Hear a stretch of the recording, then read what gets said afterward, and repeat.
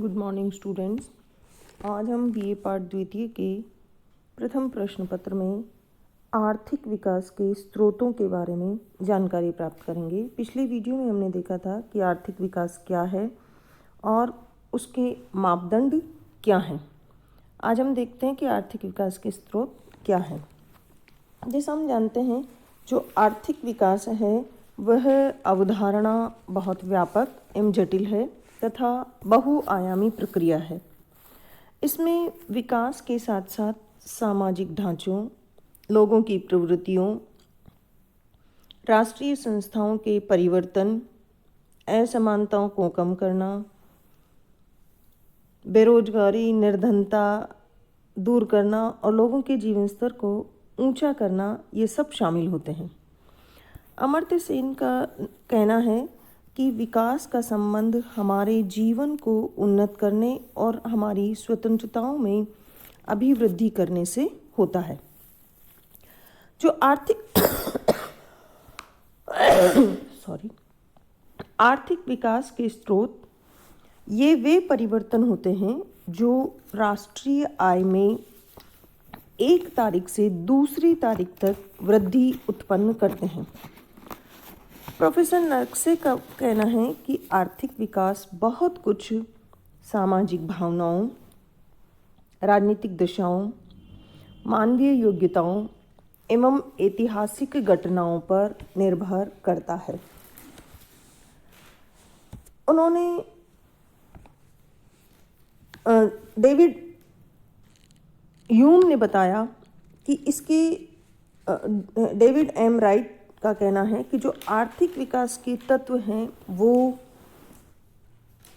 अभौतिक एवं गैर भौतिक हैं, जबकि प्रोफेसर रोस्टो के शब्दों में कि आर्थिक विकास जो है वो पूंजी एवं श्रम की मात्रा तथा उसके स्वरूप पर निर्भर करता है।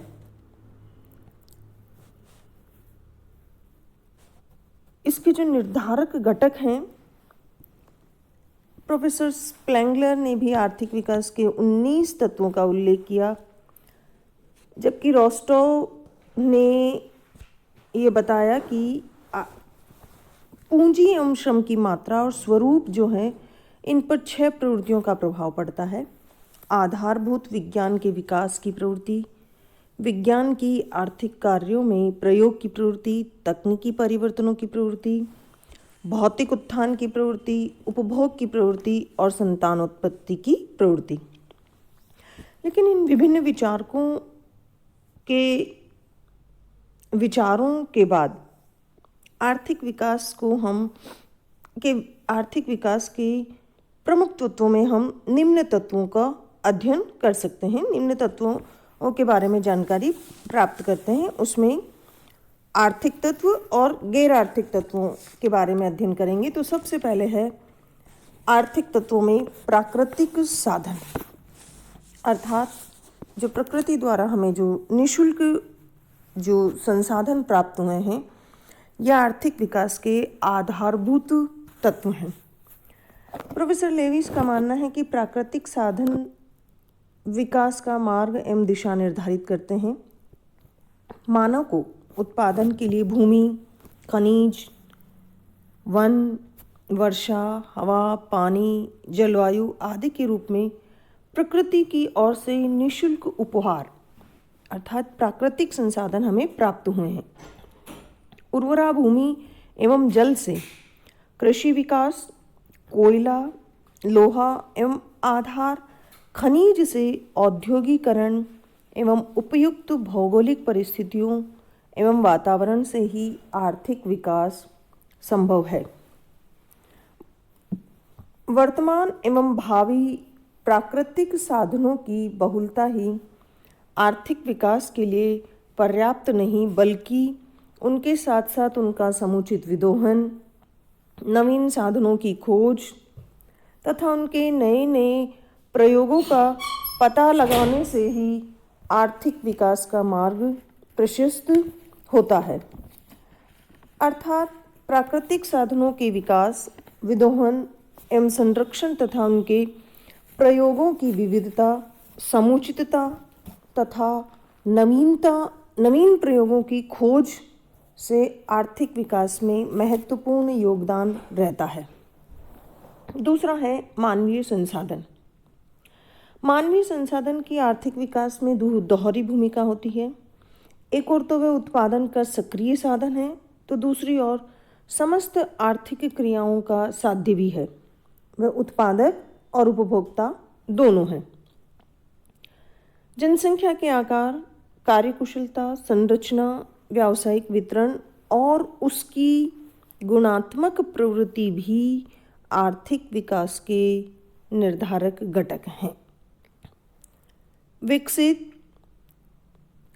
कुशल व योग्य मानवीय संसाधन या श्रम शक्ति में ही राष्ट्रों का विकास छिपा है।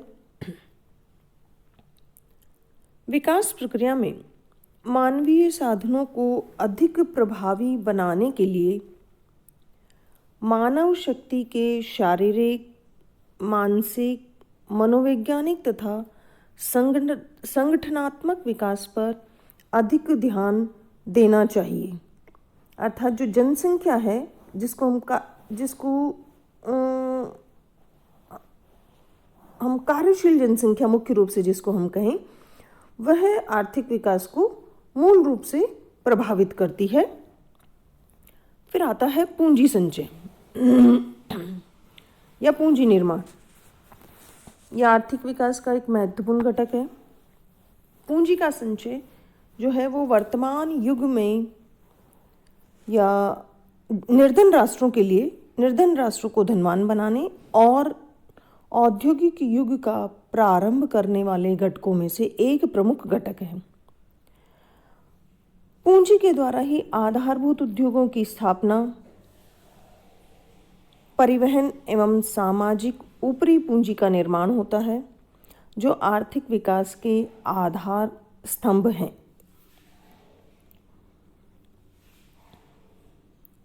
अर्धविकसित देशों में पूंजी निर्माण की धीमी गति के कारण आर्थिक विकास की दर भी बहुत कम है। जैसे जापान, अमेरिका, इन देशों में आर्थिक विकास की दरें बहुत ऊंची है, जबकि भारत में आर्थिक विकास की दर विकसित राष्ट्रों की तुलना में कम है और उसमें भी आंतरिक बचतों की जो दर है उसका राष्ट्रीय आय में प्रतिशत ज़्यादा है और हम विदेशी पूंजी का प्रयोग भी करते हैं। तो जो पूंजी है उसके अतिरिक्त आर्थिक विकास के लिए तकनीकी ज्ञान, आर्थिक संस्थाएं एवं समाज में विकास के प्रति दृष्टिकोण भी आवश्यक है। अगर देश में उपलब्ध पूंजी के योजनाबद्ध उपयोग की यदि समुचित दशाएं नहीं है, तो जो पर्याप्त पूंजी है तो भी आर्थिक विकास संभव नहीं होगा। अतः व्यक्तिगत, संस्थागत एवं राजकीय बचतों में वृद्धि तथा निवेशों के लिए उपलब्ध पूंजी के समुचित उपयोग, उत्पादक कार्यों में प्रयोग, वित्तीय संस्थाओं का विकास और जो संग्रह की प्रवृत्ति है, उन सब पर रोक आदि का प्रयोग करना चाहिए। फिर आता है तकनीकी ज्ञान या प्रगति या प्रौद्योगिक ज्ञान। उत्पादन संबंधी ज्ञान में विशिष्टता या वृद्धि या तकनीकी ज्ञान में वृद्धि एवं उत्पादन लागत में कमी, नवीन वस्तुओं का निर्माण, वस्तुओं के नए नए उपयोग, उत्पादन में वृद्धि तथा उत्पादन के नए साधनों का पता लगाया जाना आते हैं। अर्थात उत्पादित वस्तुओं के गुणों में विविधता आती है। प्रोफेसर लेविस के अनुसार आर्थिक विकास एक ओर वस्तुओं एवं जीवधारियों के विषय में प्रौद्योगिक ज्ञान पर निर्भर है और दूसरी ओर मनुष्य एवं उसके साथियों के आपसी संबंधों के सामाजिक ज्ञान पर निर्भर है। उत्पादन की नई तकनीकों के विकास एवं परंपरागत विधियों में सुधरे हुए प्रयोगों से हुई अर्धविकसित या अविकसित देशों की कृषि, उद्योग, परिवहन, एवं मानवीय साधनों की प्रगति निर्भर है। विकासशील देशों में तकनीकी ज्ञान एवं प्रौद्योगिक ज्ञान की वृद्धि के लिए आविष्कार एवं अनुसंधान को प्रोत्साहन, तर्कशील, जिज्ञासु एवं प्रयोगशील मस्तिष्क वाले व्यक्तियों के ज्ञान वृद्धि की उत्प्रेरणाएं, शिक्षा एवं प्रशिक्षण सुविधाओं के विस्तार के साथ साथ नवीन तकनीकी प्रयोगों को मूर्त रूप देने के लिए जनता में अभिरुचि में वृद्धि करना आवश्यक है। अर्थात तकनीकी ज्ञान की जो उपलब्धता है वो आर्थिक विकास के लिए पर्याप्त ही नहीं, बल्कि उसके योजनाबद्ध प्रयोग और उसके साथ साथ उसके अन्य सहायक तत्वों का होना भी उसमें आवश्यक है। फिर आता है साहसी उद्यमशीलता एवं नवप्रवर्तन। प्रोफेसर गिल का कहना है कि तकनीकी ज्ञान आर्थिक दृष्टिकोण से तभी प्रभावपूर्ण होता है जब इसका नवप्रवर्तन के रूप में प्रयोग किया जाए। जो साहसी हैं वो नए आविष्कारों एवं तकनीकी ज्ञान को उत्पादन तथा आर्थिक साधनों के विदोहन में प्रयुक्त करने का साहस एवं जो साहस करते हैं, जोखिम उठाते हैं और इसके साथ साथ नव प्रवर्तनकर्ता उत्पादन की नवीन विधियों की खोज, कच्चे माल के नवीन साधनों का प्रयोग, नए बाजारों की खोज, साधनों के नवीन उपयोग आदि का प्रयोग करते हैं। अर्धविकसित देशों में साहस का और नवप्रवर्तन का अभाव होने के कारण जो सरकार है वो स्वयं ही साहसी की भूमिका निभाती है। जैसे भारत में जो इतना बड़ा विस्तृत सार्वजनिक क्षेत्र है वो इसका उदाहरण है, इसका परिचायक है। फिर आता है संगठन या कौशल। जो जटिल उत्पादन प्रक्रिया है उसमें और बड़े पैमाने की उत्पत्ति में विभिन्न साधनों में अनुकूलतम संयोग बिठाना भी आर्थिक विकास का एक महत्वपूर्ण घटक है। प्राकृतिक एवं मानवीय संसाधन के समुचित प्रयोग की समुचित विदोहन की व्यवस्था करना, उद्योगों का आदर्श आकार, श्रम विभाजन एवं विशिष्टीकरण, औद्योगिक संयोग, भूमि व्यवस्था में सुधार, यंत्रीकरण, प्रमाणीकरण एवं उद्योगों का कुशल संगठन, भूमि प्रमाणीकरण एवं उत्पादन प्रमाणीकरण एवं उद्योगों के कुशल संगठन, भौगोलिक परिस्थितियों की अनुकूलता, व्यक्तिगत कुशलता, इन सब के द्वारा आर्थिक विकास को जो संगठन है वो शक्तिशाली योग देता है। आर्थिक विकास की जो समस्या है वो मुख्यतः वित्तीय समस्या नहीं, बल्कि ये तो आर्थिक संगठन एवं व्यवस्था की भी समस्या है। अतः बड़े पैमाने की उत्पत्ति और श्रम विभाजन, विशिष्टीकरण, उद्योगों के आदर्श आकार, यंत्रीकरण, भूमि व्यवस्था में सुधार, इन सब का कुशल संगठित होना भी आर्थिक विकास के लिए आवश्यक है। फिर आता है जो अंतर्राष्ट्रीय सहयोग एवं अंतर्राष्ट्रीय आर्थिक सहयोग। अंतर्राष्ट्रीय आर्थिक सहयोग, या हम यूँ कहें कि आधुनिक युग में आर्थिक विकास के लिए अंतर्राष्ट्रीय आर्थिक सहयोग भी आवश्यक है। विश्व की अ, निरंतर बदलती परिस्थितियों में जो अंतर्राष्ट्रीयकरण के युग में विकसित और विकासशील दोनों प्रकार के देशों को जो प्रभावित करती हैं, उसमें विनिमय दर के परिवर्तन, तेल के आयात, बदलते भाव, युद्ध के प्रभाव, इन सब को भी हम इसके अंतर्गत शामिल कर सकते हैं। तो जो अर्धविकसित राष्ट्र हैं वो विकसित राष्ट्रों से तकनीकी ज्ञान, आधुनिक उपकरण एवं यंत्र, औद्योगिक मशीनों तथा वित्तीय साधन प्राप्त करके वो ये जो देश हैं वो अपना कृषि और औद्योगिक विकास का जो मार्ग है उसको प्रशस्त कर सकते हैं। जैसे हम देख सकते हैं कि जो जापान है उसने द्वितीय युद्ध के बाद में तीव्र गति से जो आर्थिक विकास किया, वो अंतर्राष्ट्रीय सहयोग, इसका जो श्रेय वो अंतर्राष्ट्रीय सहयोग को जाता है। भारत में भी भारत को भी विदेशों से जो है वो अत्यधिक सहायता उसके आर्थिक विकास एवं उसके आत्मनिर्भर होने की में महत्वपूर्ण घटक रही है। इसके विपरीत यदि अंतर्राष्ट्रीय सहयोग या आर्थिक सहयोग का अभाव हो तो जो विकास की गति है वो मंद पड़ जाती है।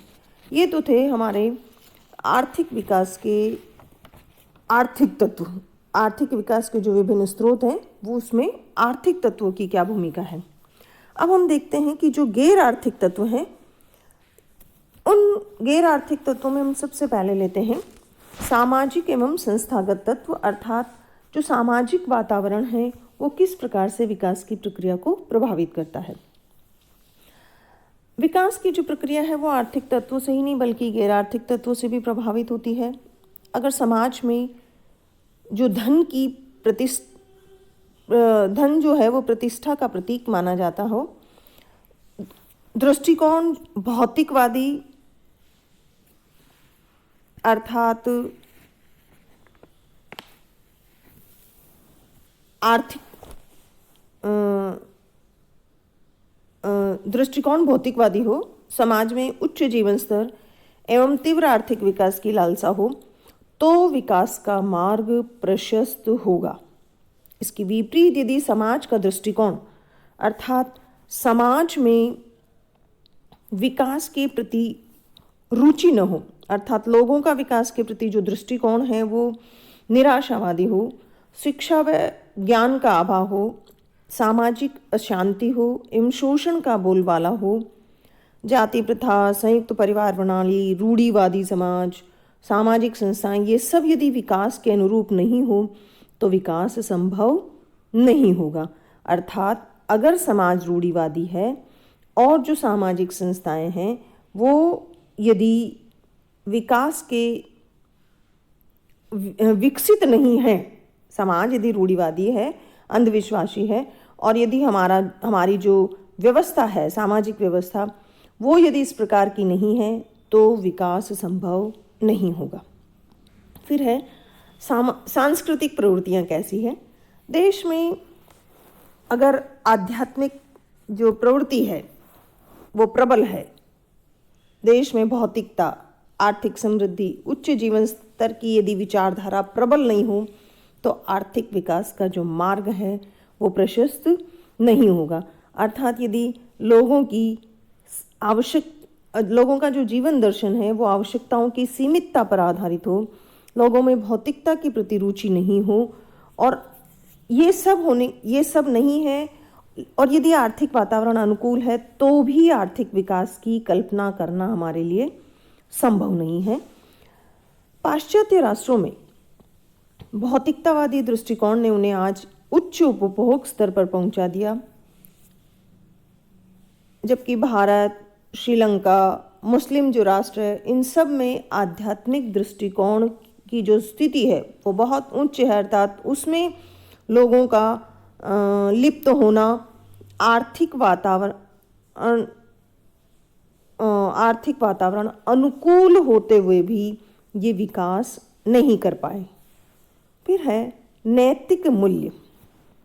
अगर समाज में उद्योग, व्यापार, सरकार, प्रशासन, शोध एवं साहस आदि का नेतृत्व ईमानदार, योग्य राष्ट्रभक्त एवं समाज सेवी व्यक्ति के हाथ में है तो आर्थिक विकास तेज गति से होगा।